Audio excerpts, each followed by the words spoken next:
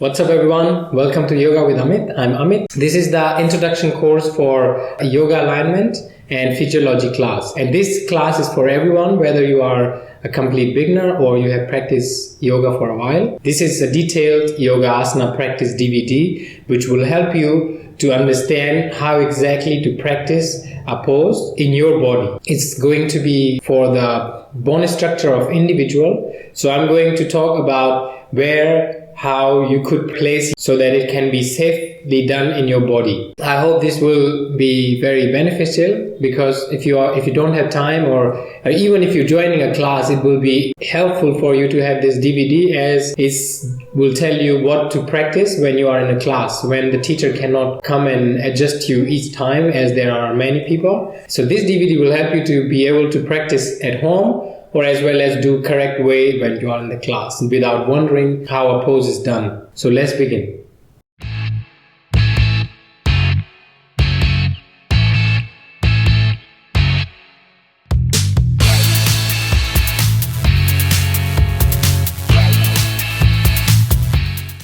So we're going to begin with sun salutation.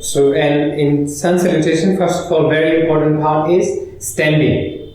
If you know standing, how to do this is the base position, the standing. So let's work on the standing position first. What you want to do, as this is a physiology class, so we're going to practice according to the bone structure. So the yoga is done on the bone, not on the muscles, muscles and the other part are connected to the bones, and they are also getting stretched and worked out. But the yoga is done on the bone. So we're going to practice this physiology class, yoga, according to the bone structure. So what you want to do, you want to have your feet about 6 to 8 inches away from each other. Make sure that your feet is neither in the V shape or in A shape. You want to make it in H shape, as you can see. I will maybe lift my pen a little bit so you can see. The feet are parallel to both sides of the mat. Then, just standing is not only thing. What you want to do, you want to press your heel down and spread your toes. You see, pressing your heel down and spreading your toes, both movements are done at the same time. See what happens. Do it yourself and find what is happening, then I will explain. So let's do it. Pressing your heel down, spreading your toes. Press your heel down, spread your toes. Now, if you press your heel down, when you press your heel down, what happens? The outer part of the foot presses on the ground. When you spread your toes, that brings the inner part of the foot on the ground. So, heel make this part of the leg on the ground.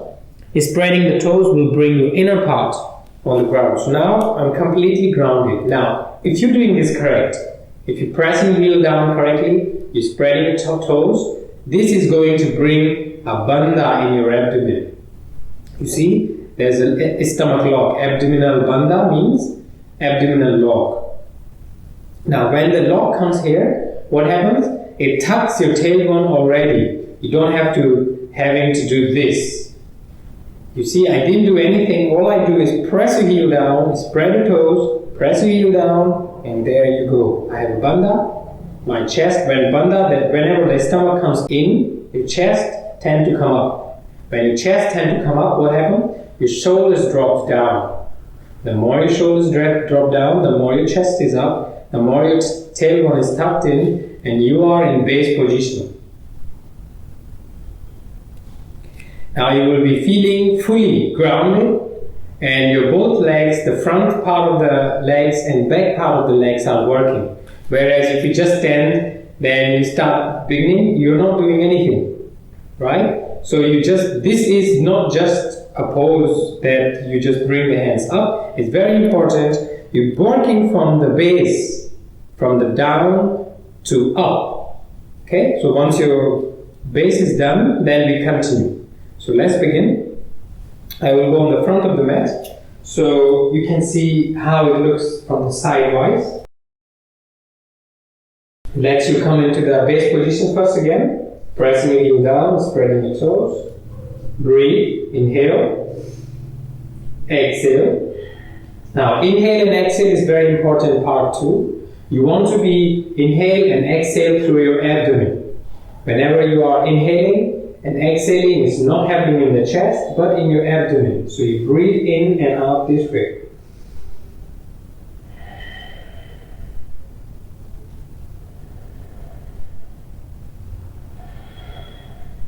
So the inhale and exhale have to be in yoga, in the abdomen. Okay, whenever you're talking about yoga, and the breathing have to be in the abdomen.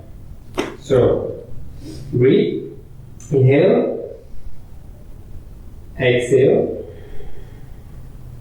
inhale, exhale. Now, next position is inhale, bringing your arms up. So in this, what you are doing, you are keeping the base and you are bringing your hands up and then you're pulling your shoulders down. By bringing your shoulders down, keep maintaining your chest up. You see, you will not be hunching. If you're doing this, if you have a hunch back this way, then what you want to do, you want to keep practicing this, pulling your shoulders down, down, down. This is what is going to maintain your pose this way, because the more your shoulders down, the more your chest up. You see, the more your shoulders down, I need to bring my shoulders down to have my chest up. If I bring my shoulders forward, then what happens? I'm hunching. So we want to maintain our normal position this way, the straight spine. And how can you do that? By pulling your shoulders down. Look between your palms. This is going to work for your back. Then with exhale, you want to bring your hands by the side and then folding forward. Make sure you're folding forward this way and not this way. Because you see, when I do this, look at my back. And whereas I do this way, look at my back. What's happening? Because this is not allowing my shoulders to go higher, and when my shoulders can't go higher, how my chest can go up. Because the shoulders go down, the chest go up. So this way I can't move my shoulders down. Therefore, when I do this, I'm opening my chest already. Therefore, you open your chest, exhale, forward fold. Then, as a beginner, you may want to bend your knee completely. Bring your hands either side of the feet, and then you want to lift your hips up. But make sure, keep maintaining your chest to the knee. You see, my chest is completely on the knee. Now, even if I lift my hips, I'm keeping my chest to the knee. I'm not doing this. Keeping this. Holding. And relax your head.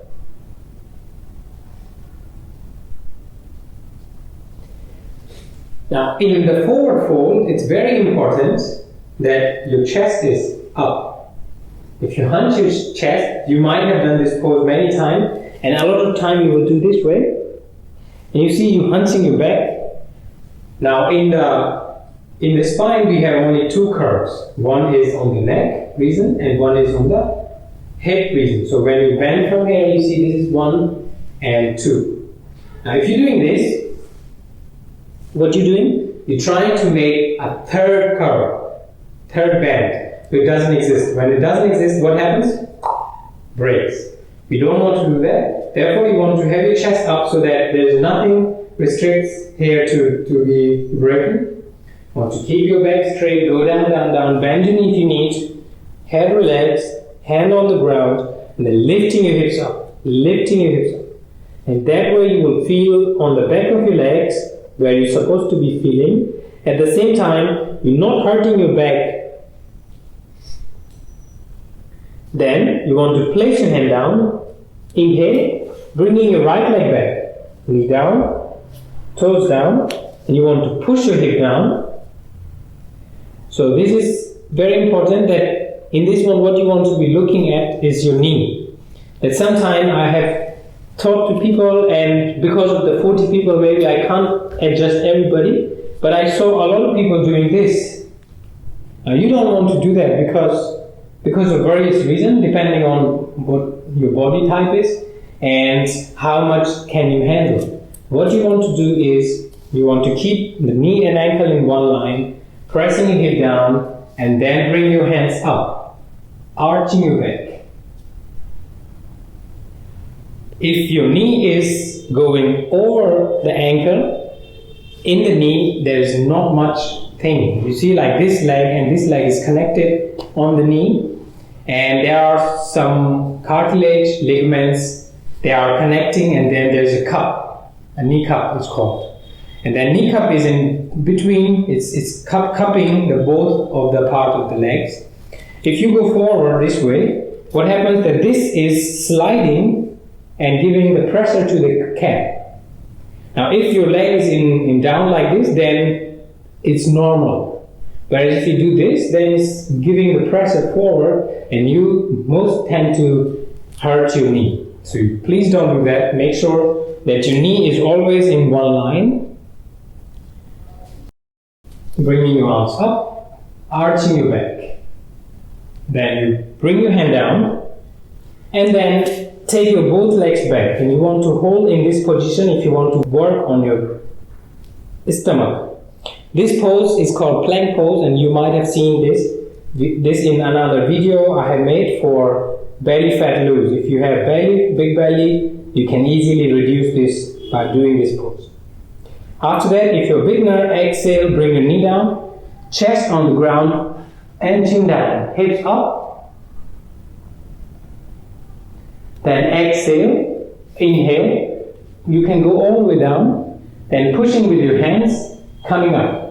Now in this one, the most big mistake people do is that I've seen, doing this. Now what is this doing? Nothing.